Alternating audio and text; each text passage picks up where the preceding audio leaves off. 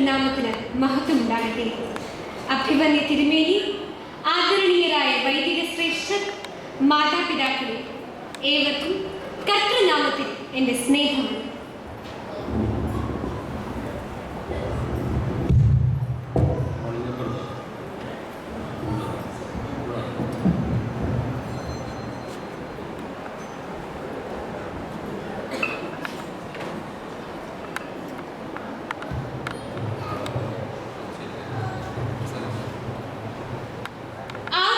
മലങ്കര സഭയുടെ ചരിത്രത്തിന് രൂപം നൽകുവാൻ ദൈവം നിയോഗിച്ച പുണ്യസ്മരണാർഹനായ പരിശുദ്ധ ബസേലിയോസ് ഗീവർഗീസ് ദ്വിതീയൻ കാതോലിക്ക ബാബായുടെ സ്വന്തം മണ്ണിൽ നിന്നുകൊണ്ട് ആ പുണ്യപിതാവിനെ കുറിച്ച് പ്രസംഗിക്കുവാൻ ലഭിച്ച ദൈവകൃപയെ ഓർത്തുകൊണ്ട് പരിശുദ്ധ കുറിച്ചി ബാബായുടെ സാമൂഹ്യ ദർശനങ്ങൾ എന്ന വിഷയത്തെ ആസ്പദമാക്കി അല്പം ഞാൻ പറഞ്ഞു കേട്ടു.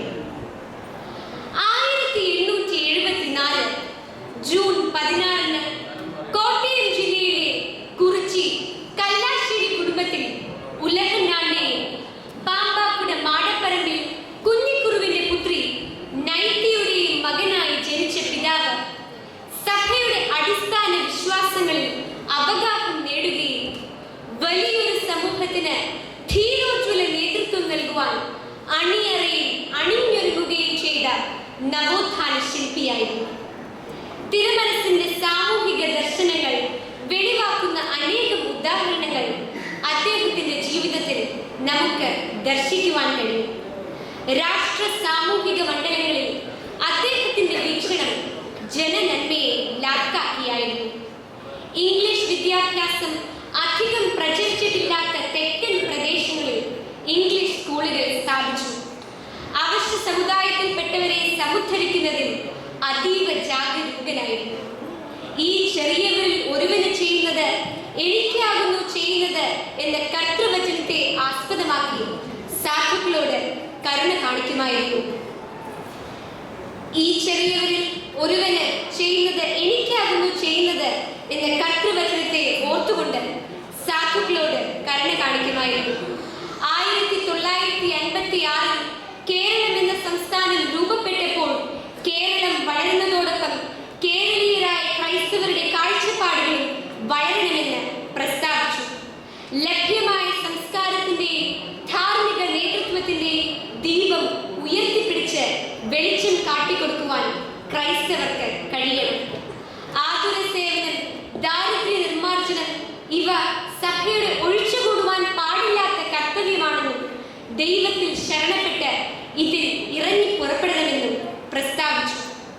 സമസ്ത മലയാളികളുടെയും മനസ്സിൽ ചിരപ്രതിഷ്ഠ നേടിയ ആത്മീയ ജ്യോതിസായി ജ്വലിച്ച ഈ കർമ്മയോഗി വിശുദ്ധിയുടെ പ്രഭ പരത്തിയ പ്രതിഭാശാലിയായിരുന്നു.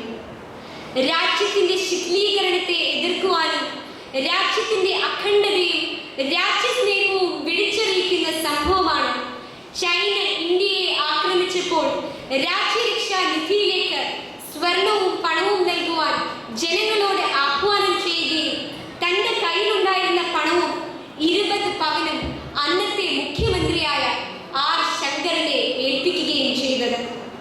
ദൃശ്യമാധ്യമ രംഗത്ത് ഇന്നും തനതായ കൈമുദ്ര പതിപ്പിക്കാൻ കഴിയാത്ത നമ്മുടെ സഭയുടെ ഒരു മാധ്യമ പ്രവർത്തനത്തെ വർഷങ്ങൾക്ക് മുൻപ് തന്നെ പിതാവ് സ്വപ്നം കണ്ടിരുന്നു. സഭയ്ക്ക് സ്വന്തമായ ഒരു റേഡിയോ നിലയം സ്ഥാപിക്കേണ്ടതിന്റെ ആവശ്യകതയെക്കുറിച്ച് മാക്കാൻകുന്ന് കൺവെൻഷനിൽ പ്രസ്താവിക്കുകയുണ്ടായി.